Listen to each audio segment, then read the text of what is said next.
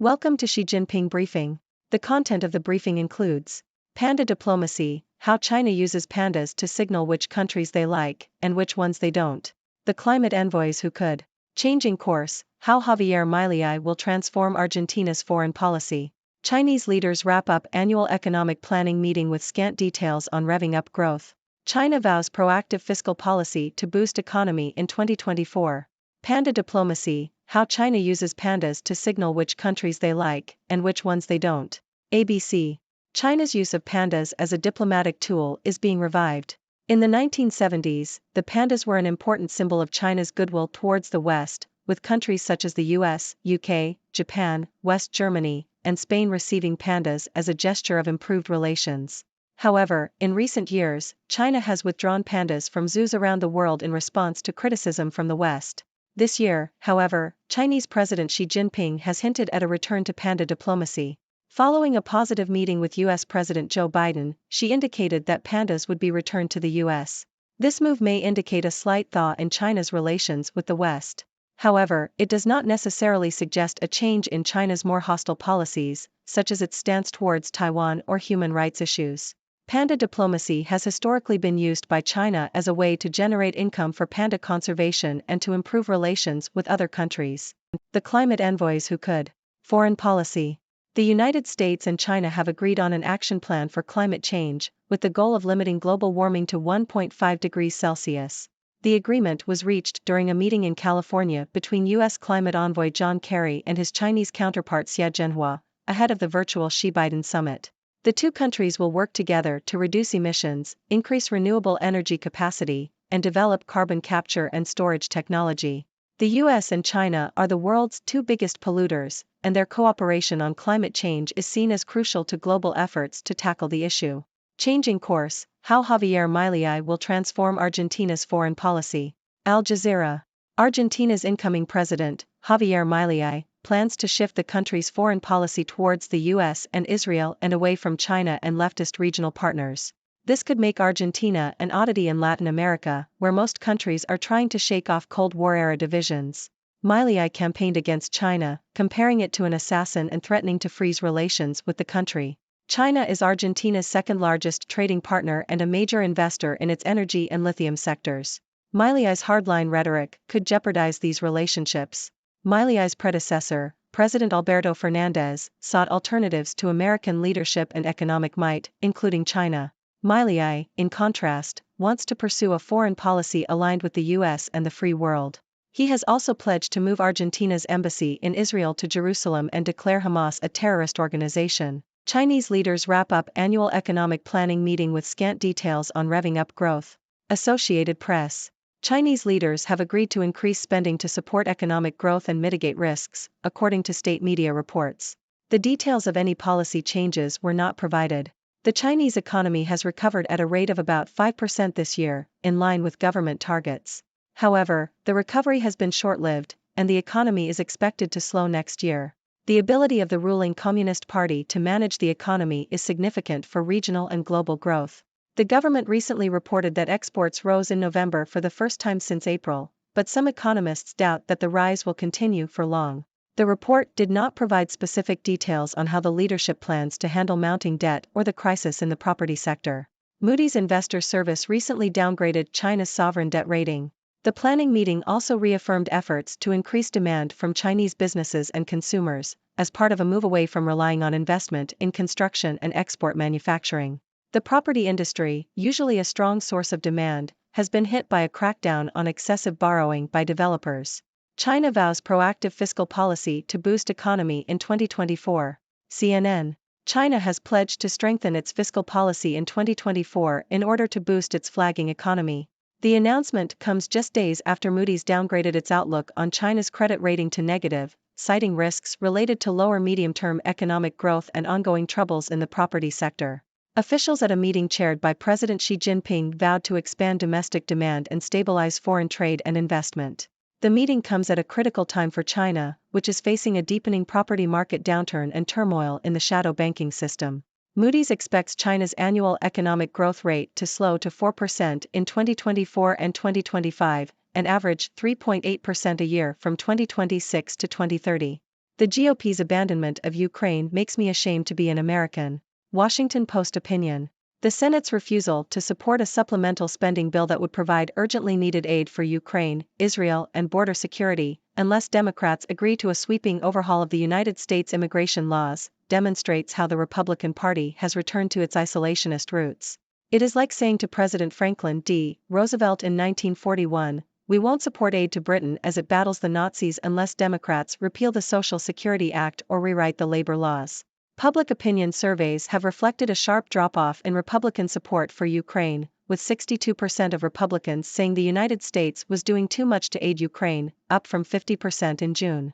Yet the new House Speaker, Mike Johnson, Republican Louisiana, who initially voted for Ukraine aid before turning against it, recently sounded much more supportive of Ukraine, saying, "We can't allow Vladimir Putin to march through Europe and we understand the necessity of assisting there."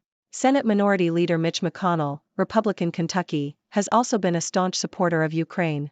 "Honestly, I think Ronald Reagan would turn over in his grave if he saw we were not going to help Ukraine," he said last month.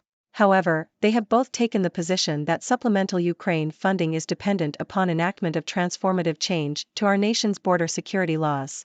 Taiwan official, Chinese leaders met to hash out interference plans targeting island's presidential election. CNN. A top Chinese leader has urged officials to be more discreet in their work to influence Taiwan's presidential elections next month, according to a senior Taiwanese security official. Wang Huning convened a meeting last week to coordinate efforts to affect the self-governing island's poll, said the official, who cited information gathered by the Taiwanese intelligence community. Wang, a longtime advisor to President Xi Jinping, was put in charge of Taiwan affairs earlier this year after being appointed the deputy head of the Central Leading Group for Taiwan Affairs.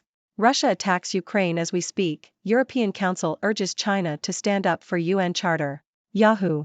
European Council President Charles Michel has called for China's help in resolving the situation between Russia and Ukraine.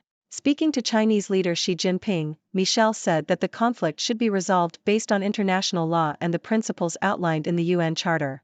Michel also discussed the conflict between Israel and Hamas, saying that the EU supports Israel's right to defend itself, but that any solution must be in accordance with international law and the principle of proportionality. Michel also expressed concern about growing tensions in the Taiwan Strait and the South China Sea, and reaffirmed the EU's opposition to any unilateral attempts to change the status quo. Italy quits Belt and Road Plan as Europe rethinks China relations. CNN. Italy will leave China's Belt and Road Initiative, BRI, when its contract expires next year. Prime Minister Giorgia Meloni confirmed the widely expected move, claiming that the program had failed to bring the expected benefits to Italy's economy. She added that Italy could maintain good ties with Beijing outside the BRI. This comes as the EU aims to de-risk its supply chains from China and secure sensitive technologies. Italy's decision to join the BRI in 2019 was seen as a diplomatic win for Beijing, but it drew criticism from Washington and Brussels. China's electric car factories can't hire fast enough. New York Times. China is experiencing a shortage of skilled technicians and engineers in its electric vehicle, EV, industry as parts of its economy slow and the demand for EVs increases. China's EV market is the world's largest and fastest growing, but the country is struggling to find enough workers with the necessary skills and qualifications to work in the sector. It estimated in 2021 that it had more than twice as many jobs for skilled technicians as the actual number of qualified workers. The country's vocational training has fallen short, while a surplus of university graduates are not interested in factory work. Beijing is now looking to shift workers to growing sectors such as EV manufacturing. Ladies and gentlemen, I am Dr. Six from the 6 Degrees World, bringing you the latest news from around the globe. Today, we discussed various topics, including panda diplomacy, climate change cooperation between the US and China, Argentina's foreign policy shift, Chinese economic planning, China's fiscal policy, the GOP's stance on Ukraine, Chinese interference in Taiwan's presidential election, Europe's call for China's help, Italy's departure from the Belt and Road Initiative, and China's shortage of skilled workers in the EV industry. Now, let's dive deeper into these stories. First, panda diplomacy. China has a history of using pandas as a diplomatic tool to improve relations with other countries. This year, the return of pandas to the US after a positive meeting between President Xi Jinping and President Joe Biden may indicate a slight thaw in China's relations with the West.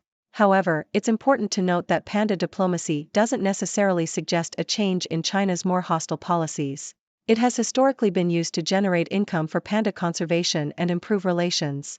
Next, the US and China's cooperation on climate change.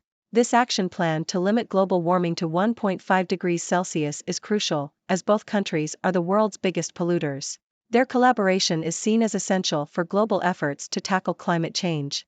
Now, let's talk about Argentina's foreign policy shift. Incoming President Javier Milei plans to align the country's foreign policy with the US and Israel, distancing itself from China and leftist regional partners.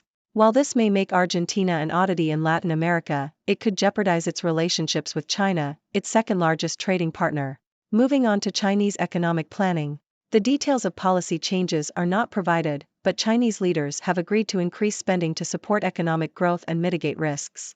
The ability of the ruling Communist Party to manage the economy is significant for regional and global growth. Regarding China's fiscal policy, the country has pledged to strengthen it in 2024 to boost its economy. This comes after Moody's downgraded its outlook on China's credit rating.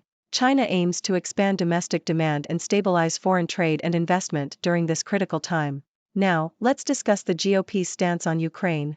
The Senate's refusal to support aid for Ukraine without a sweeping overhaul of immigration laws demonstrates the Republican Party's return to isolationist roots. However, some Republican leaders, like House Speaker Mike Johnson and Senate Minority Leader Mitch McConnell, have expressed support for Ukraine. Shifting our focus to Taiwan, a top Chinese leader has urged officials to be more discreet in their efforts to influence Taiwan's presidential election. This raises concerns about China's interference in the island's affairs. Now, let's talk about Europe's call for China's help. European Council President Charles Michel has called for China's assistance in resolving the conflict between Russia and Ukraine. He also expressed concern about growing tensions in the Taiwan Strait and the South China Sea. Moving on to Italy's departure from the Belt and Road Initiative. Italy's Prime Minister confirmed that the country will leave the BRI next year, claiming it failed to bring the expected benefits to Italy's economy. This decision aligns with the EU's aim to de-risk its supply chains from China. Finally, China's shortage of skilled workers in the EV industry. As China's EV market grows, there is a high demand for technicians and engineers. However, the country is facing a shortage of qualified workers, highlighting the need to address vocational training and attract talent to this sector. That's all for today's news. Remember, these are just brief summaries, and there's always more to explore. I encourage you to share your thoughts and questions about these stories. What are your thoughts on panda diplomacy? How important is the collaboration between the US and China on climate change? And what impact do you think Italy's departure from the Belt and Road Initiative will have? Let's keep the conversation going. Thank you for tuning in. The content above showcases the latest briefing reports and analytical synopses, thoughtfully curated by the 6Do team. These insights stem from a wide array of reputable media outlets, think tanks, government sources, and specialized experts worldwide. We encourage you to explore these sources for a comprehensive perspective. Keep in mind that while the content may not always align with the official standpoint of 6Do Brief, it's not meant to be taken as absolute directives for decision-making. Comprising seasoned media professionals, learned scholars, and accomplished scientists, the 6Do team embodies a trailblazing, fully independent media entity. To customize 6Do Brief to meet your professional needs, you have the option to subscribe to a diverse array of briefings on our website, 6dobrief.com. Regardless of your location, you can conveniently receive 6Do Brief via email.